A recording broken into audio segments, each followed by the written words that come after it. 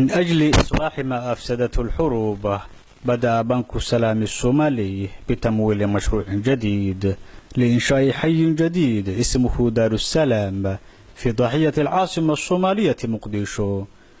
والمشروع الذي يكلف أكثر من 20 مليون دولار أمريكي، فستتكون المرحلة الأولى من 500 منزلا مجهزا بأحدث الإمكانيات، حيث يعد هذا الأمر الأول من نوعه الذي يتم تطبيقه في الصومال. داخل الغرف مشهد رائع وتصميم دولي وديكورات جميلة، كل هذا يعني أن الصومال تستعيد رونقها وحيويتها بعد أن تعرضت للدمار بسبب المعارك. ويقول مسؤول التسويق في هذا المشروع فؤاد أحمد ورسامي في مقابلة مع قناة الإخبارية السعودية إن فكرة المشروع جاءت بعد أن اجتمع رجال أعمال صوماليون بغية إعادة إعمار البلد الذي لم يعرف الاستقرار منذ نحو عقدين من الزمن. بسم الله الحمد لله. هذا ما سنتين تيفي الأخباري ونوصل بقضي حفيز كان دار السلام سيتي. دار السلام سيتي ومشروع عصب oo laga hirgeliyay Soomaaliya gaar ahaan magaalada Muqdisho waa real estate waana mashruuc ugu horeeyay oo laga hirgeliyay magaalada Muqdisho. Haddii aan tilmaamo waxa ka bixiyo Dar es Salaam City waxay 7 kilomitir u jirtaa istaadiga Muqdisho Sportiyoda ayay 7 kilomitir u jirtaa. Dar es Salaam City waxa uu talagalnay guri kala duwan oo sambalo kala duwan, design qurux badan oo aan ku diyaarinay. halkaas waxaan ugu talagalnay 3 sano inuu socdo. almost 3 sano hal sano ayaa baxday.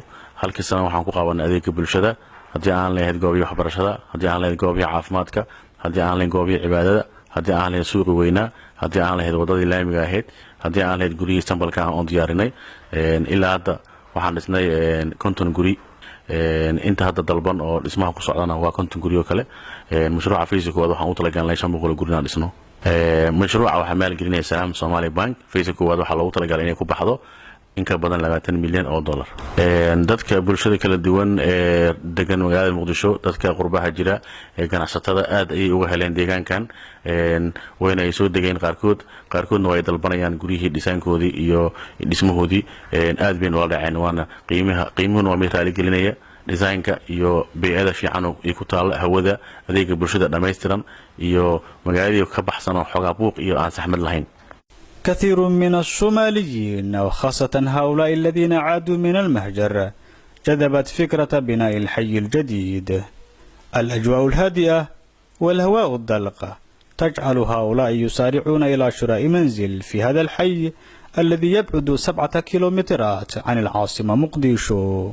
الحي يتمتع بالخدمات الأساسية للحياة مثل الأسواق والمساجد وملاعب لكرة قدم وحدائق. أنا waxaa la yiraahdaa Faama Cabdulla Jumcaale. halkan waxaan u imid meeshan hawadeeda ayaa aad iyo aad cajabisay, marka waxaan rabnaa dad badan aan nahay inaan dhulka iibsano haddii Ilaahay idmo. magacayga waxaa la yiraahdaa Cabdisalaam, waxaan ka imid Mareykanka. waxaan joogaa Dar es Salaam Housing. waxaan jeclahay inaan guri ka gato. منذ أن تمكنت الحكومة الصومالية بمساعدة من قوة حفظ السلام الإفريقية من السيطرة على معظم المناطق في البلاد وطرد حركة الشباب منها، بدأت جهود لإعادة إعمار الوطن، حيث عاد كثيرون من المهجر للمشاركة في مثل هذه المشاريع. عبد القادر فودي لبرنامج إخباريات مقديشو.